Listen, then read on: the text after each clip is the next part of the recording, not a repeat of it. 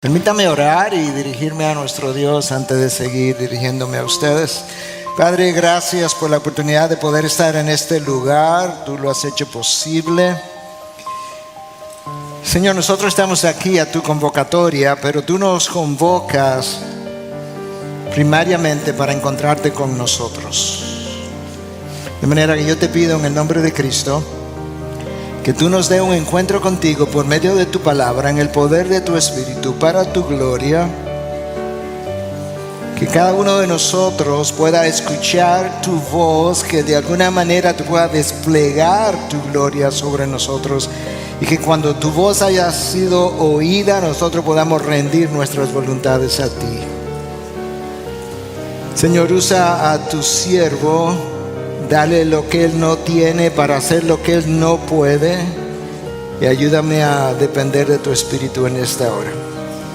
Te lo pedimos en el nombre precioso y glorioso de nuestro Señor Jesucristo. Amén. Amén. Aquellos de nosotros que hemos estado haciendo consejería por algún tiempo, nos ha tocado oír en múltiples ocasiones expresiones de este tipo.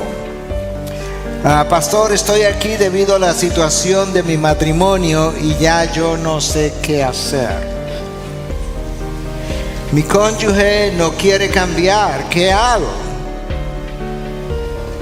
Pastor, mi hijo está en rebeldía después que lo hemos criado conforme a la palabra de Dios y ya no tenemos más que decirle. No sé cómo ayudarle a cambiar, no sé cómo manejar esta situación. O como me dijo una persona en una ocasión, usted es el séptimo consejero y nadie nos ha podido ayudar. Yo no creo que usted va a poder hacerlo tampoco, estoy cansada. O yo no puedo creer que tengo que resignarme a ser infeliz para el resto de mi vida. O lo he probado todo y nada ha funcionado. Yo no sé si tú estás ahí en este momento, pero en una audiencia de este tamaño estoy seguro que o alguno está ahí, o ha estado ahí, o va a estar en situaciones como esa en el día de mañana. Y por eso yo he querido titular mi mensaje en el día de hoy: ¿qué hacer cuando no sé qué hacer? ¿Qué hago cuando yo no sé qué hacer? Yo voy a leer un texto de la palabra en la que hay dos historias distintas pero entrelazadas. Dos historias de personas que no tenían nada en común excepto su condición de desesperación. Nada en común, pero algo los iba a juntar ahora. Y hay algo que nosotros hemos podido observar, que las personas pueden tener diferencias de cultura o de grado de educación o de nivel económico, pero hay algo que los junta al pie de la cruz, y es el dolor y el sufrimiento. Y eso es lo que nosotros vamos a ver en la historia de hoy. La historia se encuentra en el Evangelio de Marcos, capítulo 5, versículo 21 al 36. Yo quisiera leerte la palabra de Dios, y al leer la palabra de Dios y exponerla, estamos trillando sobre terreno santo. Cuando Jesús pasó otra vez en la barca al otro lado, se reunió con una gran multitud alrededor de él y se quedó junto al mar.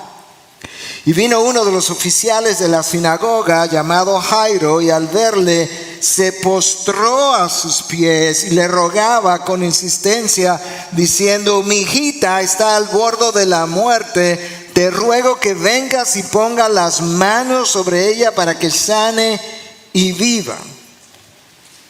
Jesús fue con él, y una gran multitud le seguía y le oprimía. Y una mujer que había tenido flujo de sangre por 12 años y que había sufrido mucho a mano de muchos médicos y había gastado todo lo que tenía sin provecho alguno, sino que al contrario había empeorado, cuando oyó hablar de Jesús, se llegó a él por detrás entre la multitud y tocó su manto. Porque decía, si tan solo toco sus ropas, sanaré. Al instante la fuente de sangre se secó y sintió en su cuerpo que estaba curada de su aflicción. Y enseguida Jesús, dándose cuenta de que había salido poder de él, volviéndose entre la gente, dijo, ¿quién ha tocado mi ropa? Y sus discípulos le dijeron, ¿ves que la multitud te oprime y dices, ¿quién me ha tocado? Pero él miraba a su alrededor para ver la mujer que lo había tocado. Entonces la mujer, temerosa y temblando, dándose cuenta de lo que había sucedido, vino, se postró delante de él y le dijo toda la verdad. Marca eso, le dijo toda la verdad. Y Jesús le dijo, hija, tu fe te ha sanado, vete en paz y queda sana de tu aflicción. Mientras todavía estaba hablando, vinieron de la casa del oficial de la sinagoga diciendo, tu hija ha muerto, ¿para qué molestas aún al maestro? Pero Jesús, oyendo lo que se hablaba, dijo al oficial de la sinagoga, no temas, cree solamente. Y no permitió que nadie fuera con él, sino Pedro, Jacobo y Juan, el hermano de Jacobo. Fueron a la casa del oficial de la sinagoga y Jesús vio el alboroto y a los que lloraban y se lamentaban mucho. Y entrando les dijo, ¿por qué hacéis alboroto y lloráis? La niña no ha muerto, sino que está dormida. Y se burlaban de él.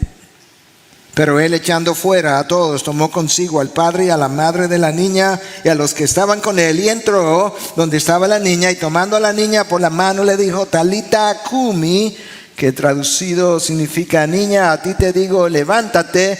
Y al instante la niña se levantó y comenzó a caminar, pues tenía 12 años. Y al momento se quedaron completamente atónitos. Entonces les dio órdenes estrictas de que nadie se enterara de esto. Y dijo que le dieran de comer a la niña. Que hay dos historias entretejidas, como dijimos al principio. La historia de la hija de Jairo, que tiene 12 años, y la historia de una mujer que tiene también 12 años, pero sangrando. Ninguno de los dos sabía qué hacer. Jairo tenía una hija al borde de la muerte, y en momentos cuando no había medicina posible, ¿qué hago? Y la mujer con un flujo de sangre por 12 años había visto todos los médicos posibles o curanderos sin encontrar sanación, lo había gastado todo. De hecho, el texto dice que en vez de mejorar, ella estaba peor. Y vinieron a Jesús como último recurso, que es como lamentablemente frecuentemente ocurre. Y si el maestro no puede hacer nada por la hija de Jairo, ella va a morir. Pero si el maestro no puede hacer nada por esta mujer que tiene 12 años sangrando, lo más probable que ella vaya a morir, porque tú no pasas 12 años sangrando sin que te debilites profundamente y sin que desarrolle una anemia suficientemente grande como para terminar con tu vida. Lucas nos dice que la hija de Jairo tenía 12 años y la mujer tenía 12 años sangrando, de manera que el año que la niña nació es el año cuando la mujer comenzó a sangrar.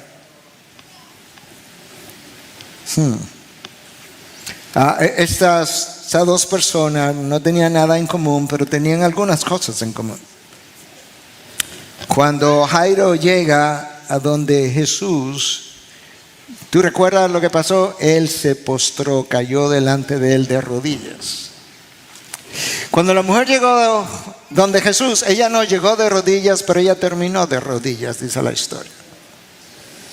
De manera que tú puedes ver el paralelismo entre estas historias. Y lamentablemente muchas veces la única forma de hacernos doblar las rodillas delante de Dios es a través del dolor y el sufrimiento. El dolor y el sufrimiento tienen la capacidad de doblegar nuestros egos, orgullosos, insensibles. Y a la verdad, hermano, que de rodillas es la única posición segura de acercarnos delante de Dios. Y cuando digo de rodillas, no necesariamente hablo de físicamente de rodillas, pero por lo menos internamente de rodillas. De hecho, eso me recuerda una historia que había olvidado hasta este momento de un par de personas que pagaron dinero a un escalador profesional para llegar hasta la cumbre, ¿verdad?, del monte Everest, el monte más alto de la Tierra. Y en un momento dado se pararon como un pequeño planito y la persona que estaba acompañado del profesional en ese momento quiso pararse para tomar una foto y de repente él lo aló hacia abajo y cayó de rodillas, y cuando él lo vio sorpresivamente le dijo: en este lugar de rodillas es la única posición segura debido a la fortaleza de los vientos. Y la única posición segura delante de Dios para que Él nos oiga es humillados delante de Él. Y de rodilla simboliza eso. Ninguno de estos dos personajes, ni la mujer ni Jairo, vinieron demandando un milagro. Ellos vinieron con un corazón contrito, humillado, y es la manera de acercarnos a Dios. De otra forma, mi actitud no es bendecida. Yo necesito un corazón contrito, un corazón humillado. Ahora trata de ponerte en ese lugar, ¿ok? Tu hija está muriendo. Tú vienes ansioso donde el maestro, le dices cuál es tu condición, tú estás desesperado y sabes que el texto, tú caes de rodilla y el texto dice que Jesús fue con él. Ven y ponle la mano a mi hija para que ella sane. Jesús accede y el texto dice que él comenzó a caminar con él. Ya van camino a su casa y de repente viene una mujer por detrás, lo toca y Jesús se detiene a preguntar: ¿quién me tocó? Los discípulos le dijeron, tú ves que la multitud se está agolpando sobre ti, te está tocando, y tú preguntas que quién te tocó. Es como quien dice: ¿a quién se le ocurre? Si esos fueron sus discípulos, imagínate lo que Jairo debió haber estado pensando. Vamos camino a mi casa y ahora te va a parar. Yo no sé si mi hija va a estar viva cuando regresemos. Te va a poner a hablar ahora con alguien. Que una mujer te tocara, ¿qué importa quién te tocara? Mi hija se muere. Yo creo que si Jairo no se quejó, es porque él sabía que dependía de Jesús y no quería arriesgar su posible milagro. En eso, tienes que imaginarte, colócate ahí, colócate en los zapatos de Jairo. En eso vinieron de la casa del oficial de la sinagoga y le dijeron: tu hija ha muerto. ¿Para qué molestas al maestro todavía?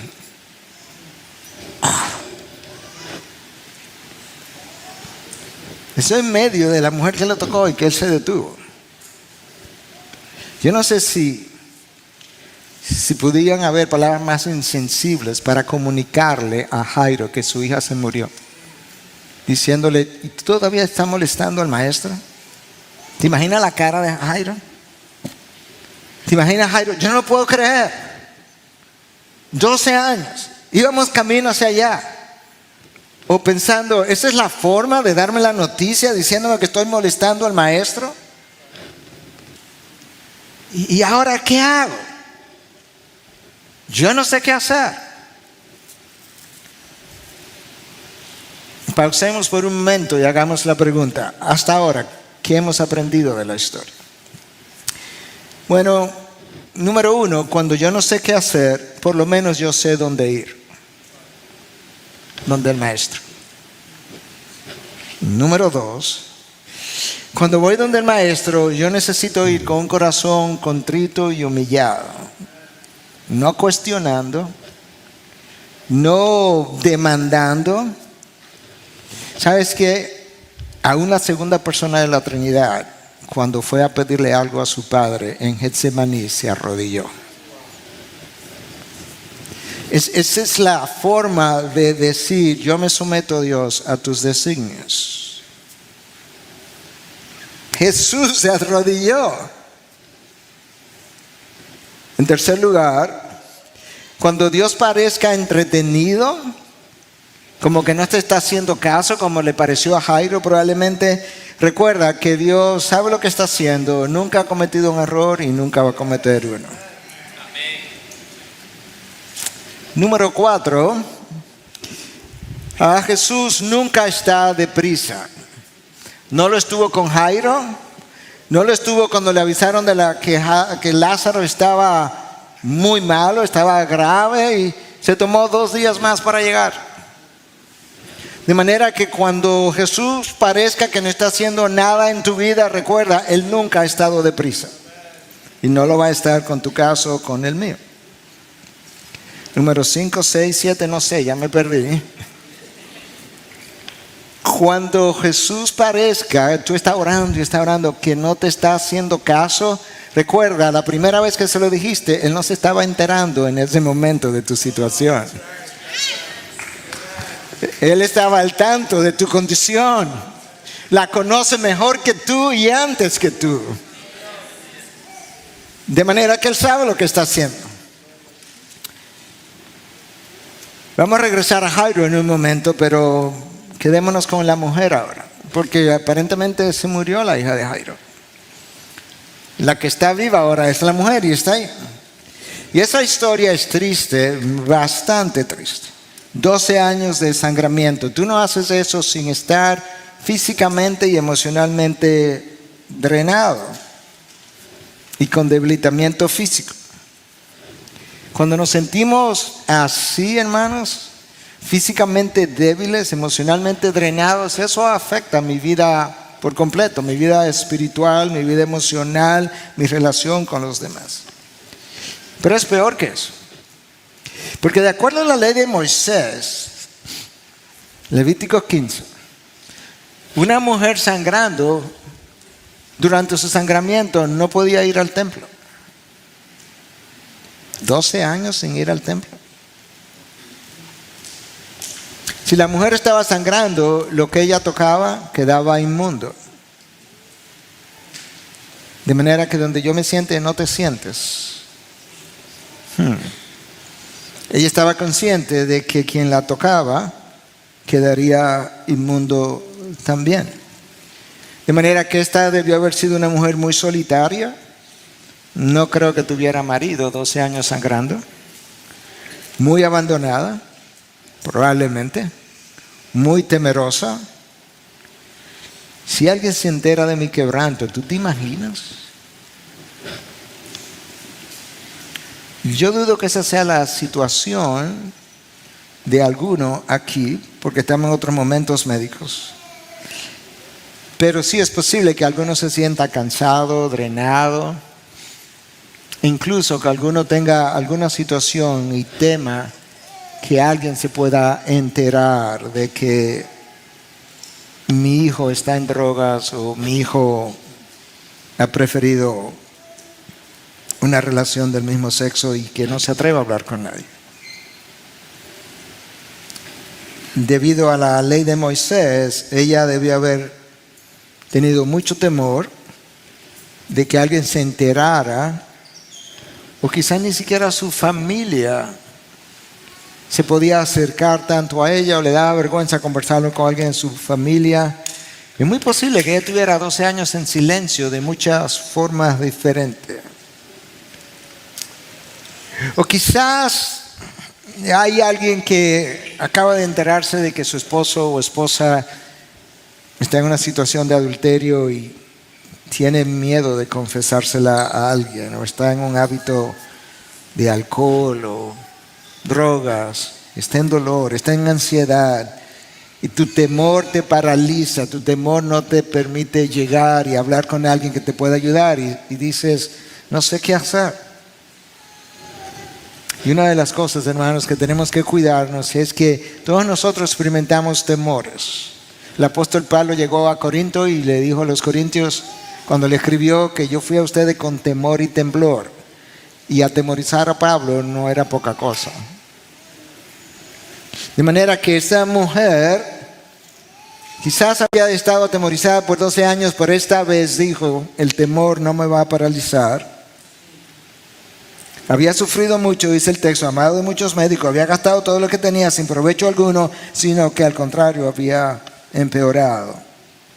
Imagínate que cada médico o curandero que fue le dio una esperanza y al final no resultó. Me imagino que probablemente comenzaría a dudar incluso de la buena voluntad de aquellos que trataron de ayudarle y lo desilusionada que podía estar.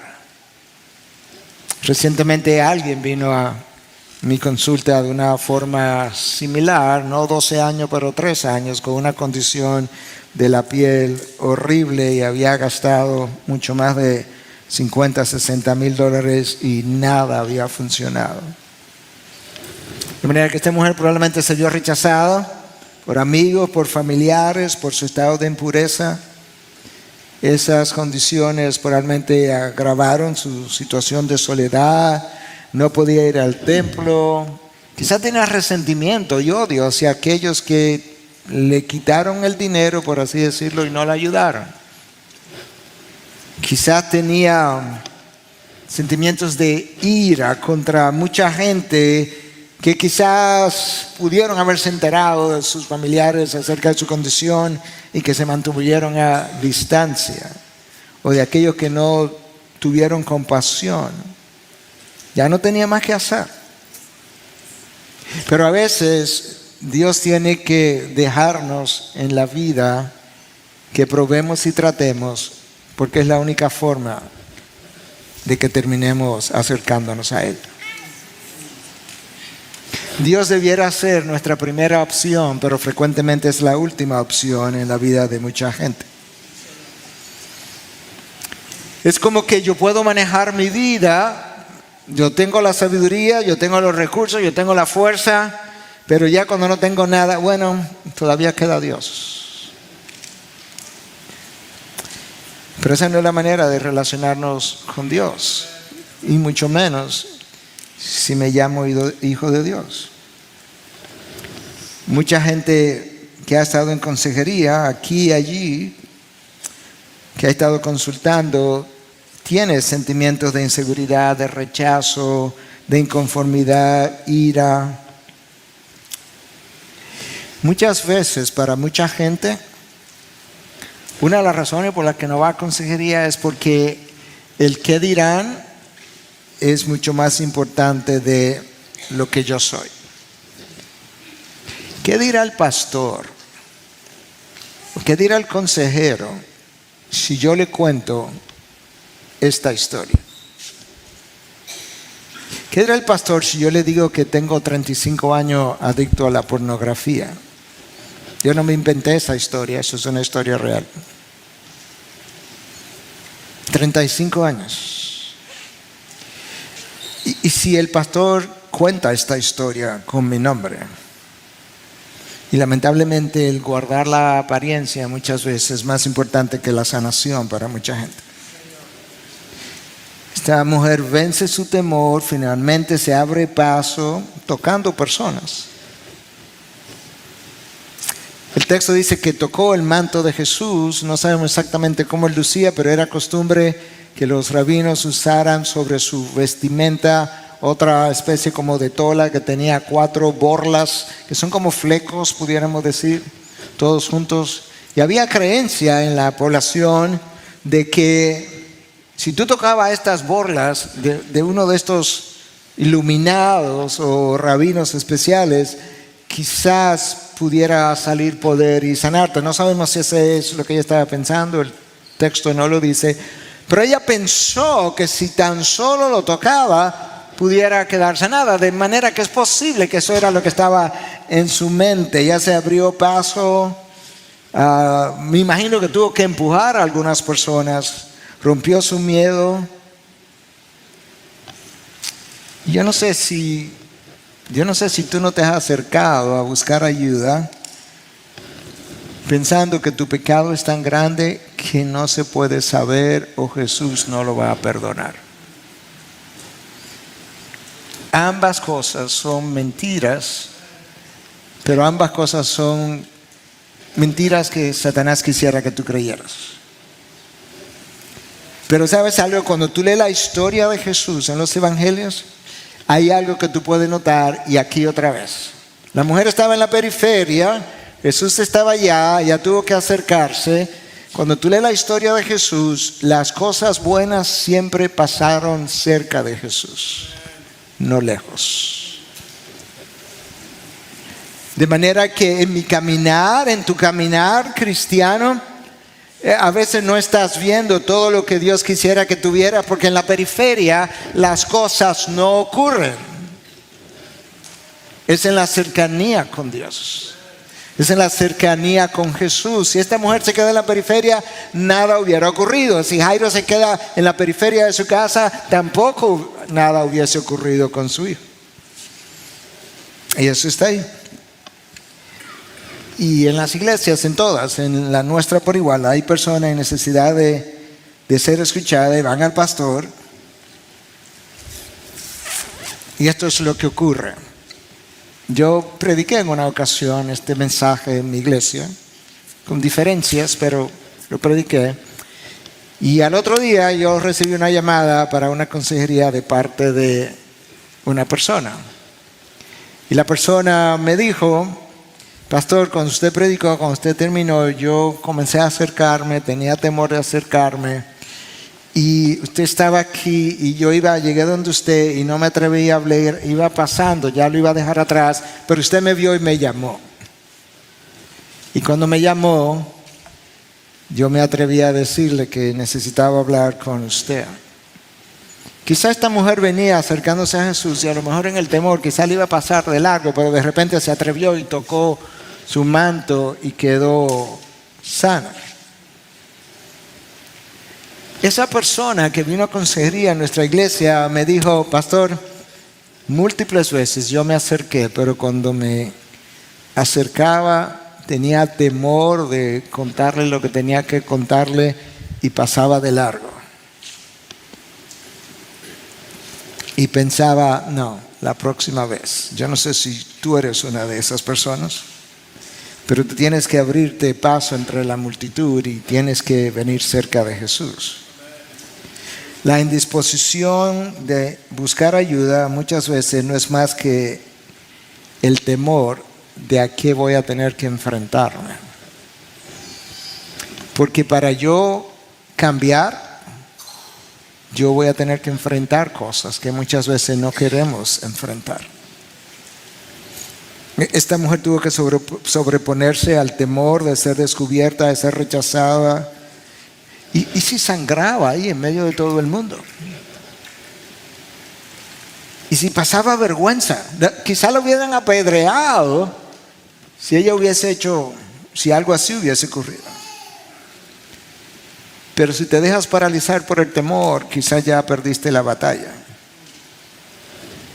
A veces permitimos que las actividades de las iglesias, los programas, las clases, la participación, el coro, toman el lugar de Jesús. Y mira qué ocurre. Que pienso a veces que estar cerca de la iglesia es lo mismo que estar cerca de Jesús. Y esas cosas debieran estar unidas, pero frecuentemente no lo están. Amor por el púlpito y la predicación para mí no es lo mismo que amor por Dios. Yo debiera amar a Dios y por consiguiente predicarlo a Él. Pero yo puedo amar el púlpito y la predicación y no necesariamente amar a Dios. De esa misma forma, yo puedo amar lo que hago en la iglesia y acercarme a la iglesia y no necesariamente amar a Dios. Cuando eso ocurre, yo he hecho un cambalache de posición y he colocado el ministerio en el lugar de Dios y a Dios en el lugar del ministerio en vez de estar al revés. Santiago nos dice en 4:8, o Dios nos dice a través de Santiago 4:8: acercaos a mí y yo me acercaré a vosotros. En otras palabras, hay algo que a ti te toca hacer, hay algo que a mí me toca hacer. Y hermanos, cuando te acerca, cuando Jairo se acercó y esta mujer sangrando se acercaron, ellos no sabían lo que iba a pasar, pero yo te garantizo que algo bueno va a pasar, porque Jesús no sabe hacer otra cosa que no sea dar dádivas de bendición. Y sus bendiciones acontecen cerca de Él, no lejos. Clamar a Dios mientras vivo lejos de Él no va a funcionar, hermanos. No va a funcionar porque Dios sabe que no te bendice. No te bendice porque no cultivas una relación con Él, y lo que Dios quiere es una relación con Él, de manera que tú puedas recibir de Él y lo puedas recibir a Él por todo lo que Él es, todo lo que Él representa y todo lo que te puede dar. Lejos no debemos esperar mucha cosa. Y hermanos, puedo vivir cerca de la iglesia y lejos de Dios. En el retiro de pastores que tuvimos, le conté, no voy a hacer las historias aquí en virtud del tiempo, pero le conté de dos pastores que uno me vino a visitar, el otro me pidieron que aconsejara. Uno de 10 años en el púlpito, que al final de la entrevista y una semana después me confesó que él no era cristiano. El otro de 30 años en el púlpito. Cuando yo le pregunté, pastor, mire, yo le voy a preguntar con respeto, y de verdad con respeto, la pregunta es ofensiva, pero yo no quiero ofenderlo. ¿Usted está seguro de que es cristiano? Antes de yo terminar la pregunta, la esposa dijo, eso mismo digo yo. Puede estar cerca de la iglesia y no cerca de Dios. Quizás no sabe qué hacer con la situación que tú tienes. Pero yo sé por la palabra de Dios que el pueblo de Israel en un momento dado tampoco sabía qué hacer. Y ellos vinieron donde Dios, venía una gran cantidad de gente de amonitas y moabitas, se habían reunido contra ellos, y el grupo que ellos tenían en ese momento para pelear era mucho más pequeño. Y escucha cómo el pueblo respondió cuando ellos no sabían qué hacer. De hecho, en la oración que hicieron a Dios le dijeron exactamente eso, no sabemos qué hacer. Te la voy a leer, 2 Crónicas 20:12. Porque no tenemos fuerza alguna delante de esta gran multitud que viene contra nosotros, escucha, y no sabemos qué hacer. Pero escucha ahora cómo termina la oración. Pero nuestros ojos están vueltos a ti. Yo no sé cuál es tu situación. Ve donde Dios, dile, Señor, yo no sé qué hacer, pero yo vengo y pongo mis ojos en ti, mi confianza en ti, para que hagas como tú entiendas que yo necesito que se haga en mi vida. Quizás le puede decir como el mismo Jesús dijo, este es mi deseo, que pase esta copa de mí, pero que se haga tu voluntad y no la mía. El pueblo judío en ese momento confesó su debilidad, su incapacidad para lidiar con el problema, y le dijo, Señor, como no sabemos, este es el problema, dinos, haz, resuelve. Y ahí muchas veces comienzan nuestros problemas, y es que nuestro orgullo frecuentemente no nos deja decir, es que no sabemos. Pensamos siempre que sabemos, pensamos siempre que entendemos qué es lo próximo. Y probamos esto y probamos aquello que entendemos conforme a nuestra propia sabiduría pudiera resolver el problema, pero el problema no se resuelve. El pueblo judío oró, ayunó intensamente esperando una respuesta. Quizás tu cónyuge, quizás tu hijo, quizás una situación personal de otra índole, quizás tú no sabes cómo se va a resolver, pero Dios sabe. Pero en ocasiones, la razón por la que el problema no se acaba de resolver es la manera de cómo Dios está alimentando tu fe, cómo Dios está fortaleciendo la relación con Él, que ha estado muy débil. Quizás las condiciones de la sociedad alrededor tuya, tú la ves como la veo yo, y a veces son intimidantes, pero Dios sabe. Esta mujer podía seguir buscando otro médico, pero aparentemente ya no quedaba ninguno, otra sanación, y vino a Jesús. La mujer quería sanar, tomó la responsabilidad, venció el temor, se acercó a Jesús. ¿Tú sabías que hay personas que no quieren sanar? Rápidamente, mire esta historia. En el Evangelio de Juan, capítulo 5, Jesús se encuentra con un paralítico. Le dice, ¿cuántos años tienes así? 38 años. Escucha la pregunta de Jesús. ¿Tú quieres sanar? ¿Qué clase de pregunta es esa? Que si yo quiero sanar. Como dirían en inglés, ¿Are you kidding me? Tú me estás relajando. Pero a veces las circunstancias en las que nosotros estamos nos producen ganancias secundarias. Y no las quiero perder.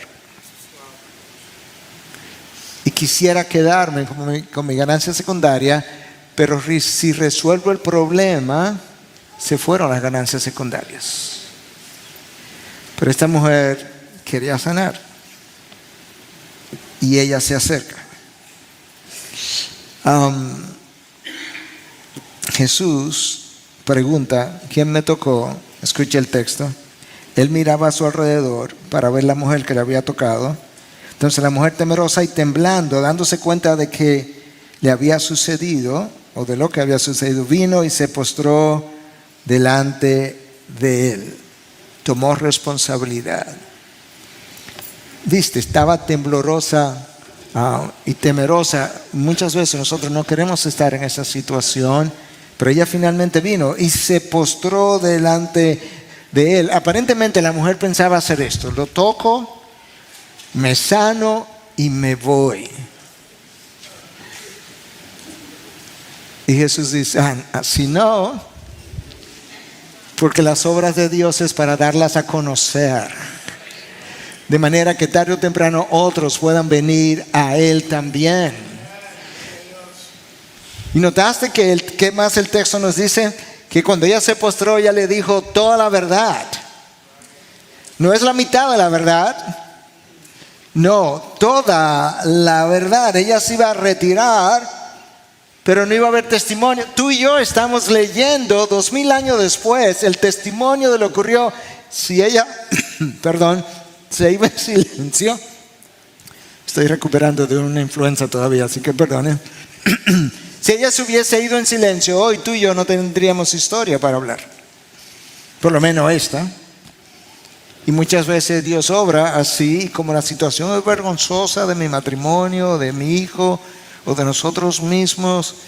No queremos decirle nada a nadie. Hermanos, no. Cuando Dios obra en mi vida es para que yo cuente las obras de Dios en mí. Nuestra vergüenza no puede seguir preocupándonos más que la gloria de Dios.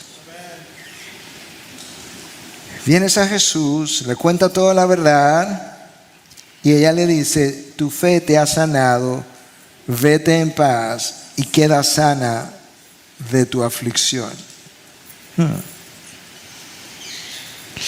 Pero ¿tú viste cuándo fue que él dijo esto? Después que ella le dijo toda la verdad. Ella se quería ir en silencio, como los 9 de los 10 leprosos hicieron. Jesús sanó 10 leprosos y uno vino para darle gracia y los otros 9 se fueron. Y Jesús dijo, no eran 10. ¿Y los otros dónde están? Y muchas veces Jesús obra en nosotros, no solamente sanación física de todo tipo, obra en nosotros, no contamos la verdad. Y como no contamos la verdad, tampoco estamos dando gracias a Dios por lo que Él hizo en nosotros. Y ella quedó sana de su aflicción. Hermanos, no podemos decir la mitad de la verdad y esperar que Dios obre su poder. A veces decimos la verdad, pero le agregamos cosas para que luzca mejor y la convertimos en una mentira. Y la verdad es que no dijimos solamente la verdad. La mujer dijo toda la verdad y Cristo obró. Escucha las palabras de Cristo. Hija, tu fe te ha sanado. Vete en paz y queda sana de tu aflicción. Mientras todavía estaba hablando, vinieron de casa del oficial de la sinagoga. Vamos a recoger la otra historia. Tu hija ha muerto. ¿Para qué molestas aún al maestro? Pero Jesús no era tan insensible como esas personas. Le dice, oyendo lo que se hablaba, dijo al oficial de la sinagoga, no temas, no temas, cree solamente. Tú puedes creer que el mandato más frecuente en toda la Biblia es ese, no temas. La primera experiencia de temor ocurrió en el jardín del Edén. Tan pronto Adán y Eva comieron de la fruta, tuvieron temor y se escondieron. Tememos a perder el nombre, la reputación, la posición, la vergüenza, a hacer el ridículo, lo que otros piensen de nosotros. El temor no nos deja confiar ni de buscar a Jesús. A Jairo Jesús le dice, no temas, cree solamente. El temor es el peor enemigo de la fe. Es la fe la que cura mi temor. Muchas veces nos comportamos como creyentes incrédulos. Creyentes incrédulos. Eso fue exactamente la queja de Jesús con sus discípulos. Oh, hombres de poca fe, ¿hasta cuándo tendré que estar con ustedes? Como quien dice, ¿hasta cuándo tengo que estar con ustedes para curarlos? Y la incredulidad alimenta mi temor. Yo no sé si Jairo creyó ahí mismo, pero parece ser, pero si no creyó, pronto iba a creer. Porque sus ojos iban a ver. Y había mucho alboroto, dice el texto, como era típico de los funerales. A veces contrataban incluso lloronas para que lloraran. Eso pasaba en mi país años atrás, me cuentan, en los campos. Y había mucho alboroto y Jesús entra. Y notaste que solamente le dio paso a Pedro, Juan y Jacobo, el padre y la madre de la niña. Una cosa extraordinaria iba a pasar. Jesús, que representa la vida, iba a entrar a la habitación. Y cuando la vida se hace presente, la muerte huye. Cada funeral que Cristo asistió, la muerte salió corriendo y el muerto vivió. Esa es una gran realidad. La tumba vacía está ahí para dar testimonio. Talita Kumi. Niña, es una expresión en arameo. A ti te digo, levántate y anda. ¿Te imaginas los ojos de Jairo? ¿Te imaginas la expresión de Pedro, de Juan, de Jacobo? ¿Te imaginas aquellos que fueron y le dijeron a Jairo, deja de molestar al maestro? No sé si Jairo vino después donde ellos y le dijo, ¿y tú diciéndome que deja de molestar al maestro? Míralo ahí. Pero te haría bueno que le hubiera dicho algo como eso. Él dice, la niña solamente duerme, pero eso es un eufemismo muy usado en la Biblia para referirse a la muerte. Es una forma bonita de decir, él duerme. Los que hasta hoy duermen. Eso es una forma de decir, los que están muertos hasta hoy. Al final todos estaban atónitos. 2 milagros en una misma ocasión.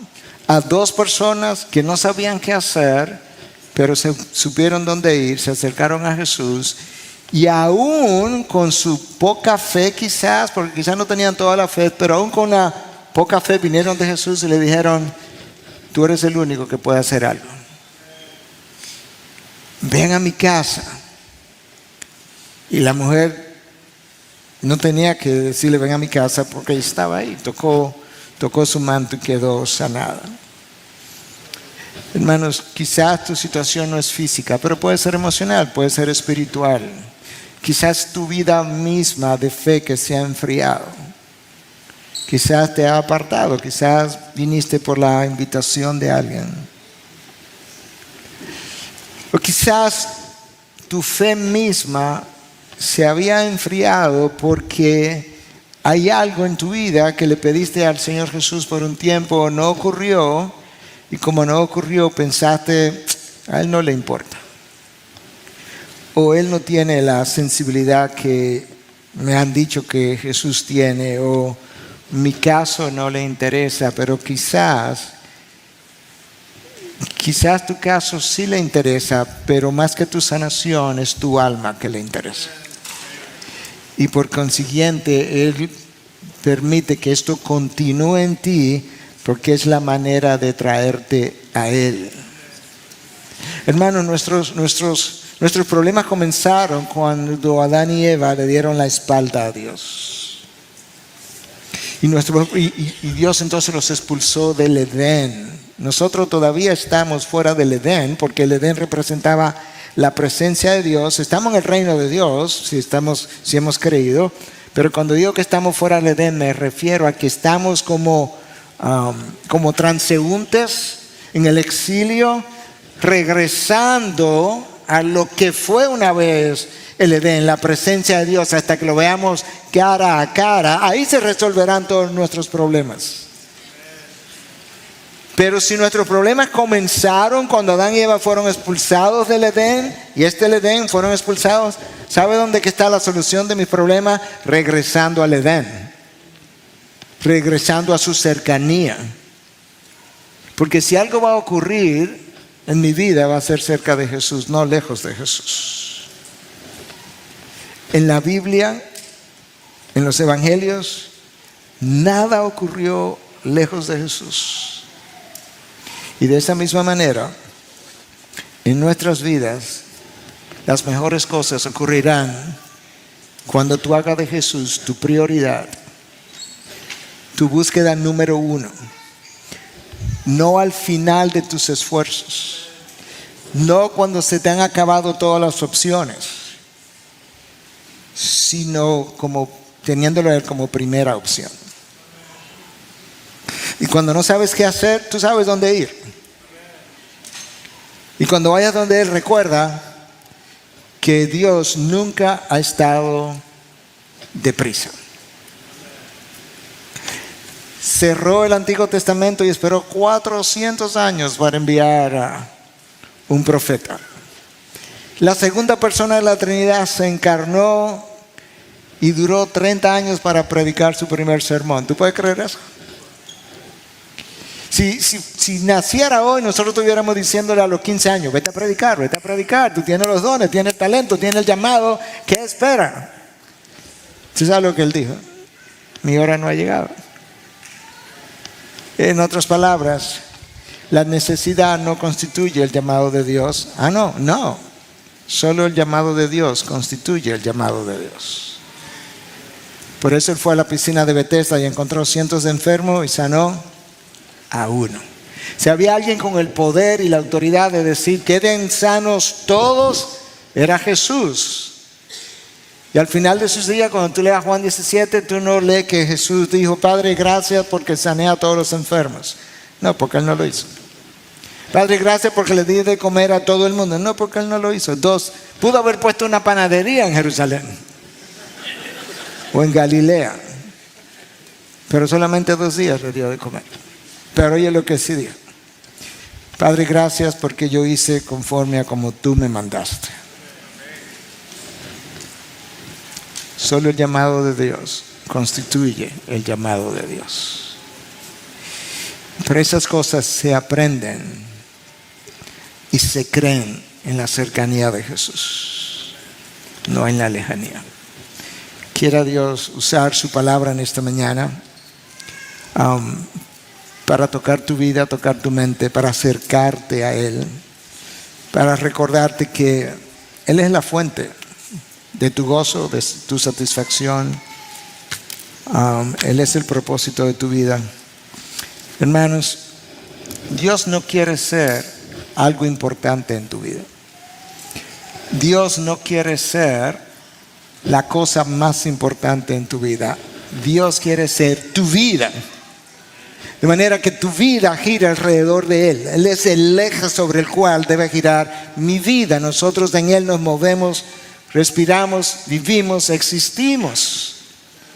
De manera que Él tiene que ser justamente eso, el eje sobre el cual gira toda mi vida de una manera que todo lo que yo hago, lo hago en dependencia de mi vida en Jesús. Y cuando lo hagamos de esa manera, tú nunca estarás ni más satisfecho, ni más gozoso, ni más tranquilo, aun cuando te encuentres en medio de las tormentas. Nosotros cantamos, ya cerrando, nosotros cantamos, cuando yo canto, a mí me encanta cantar, no sé cantar, pero me encanta cantar. Cuando yo sea grande quiero cantar como Raudel, que cantó aquí con muy buena voz. Pero cuando yo canto, yo me fijo en lo que estoy cantando. Y nosotros cantamos que Él es rey sobre la tormenta. Si eso es verdad, pero Él no es rey sobre la tormenta solamente. Él es rey sobre toda la creación. Él es rey de tu vida, Él es rey de tus negocios, Él es rey de tu profesión, Él es rey sobre tus hijos, Él es rey sobre tu hogar, sobre tu matrimonio, sobre esta iglesia, sobre cada pastor. Él es rey. Rey y Señor. El cielo gobierna. Y nosotros nos sometemos a su voluntad. Pero su voluntad es su gloria. Y su gloria no está divorciada de mi gozo. Lo que a Él le glorifica, a mí me trae gozo. En la cercanía de Jesús. Padre, gracias. Gracias por tu palabra. Gracias por los testimonios que han quedado en tu palabra grabados para enseñanza nuestra. Señor, perdónanos cuando no hemos respondido a quien tú eres de la manera como debemos responder. Perdónanos cuando cantamos más bonito de lo que vivimos. Recuérdanos que nosotros debiéramos vivir como oramos. Oh Dios, ayúdanos cada vez a vivir más cerca de ti, a caminar cerca de ti, a tenerte como nuestra prioridad número uno y que tú seas la opción. No es simplemente la primera opción, sino la única opción. Donde nosotros venimos y te decimos, Señor, yo no sé cómo manejar la vida, pero mis ojos se han vuelto a ti. Maneja y gobierna mi vida. Te lo pedimos en el nombre precioso de tu Hijo Jesús, para la edificación de tu pueblo, la gloria tuya. Amén. Amén.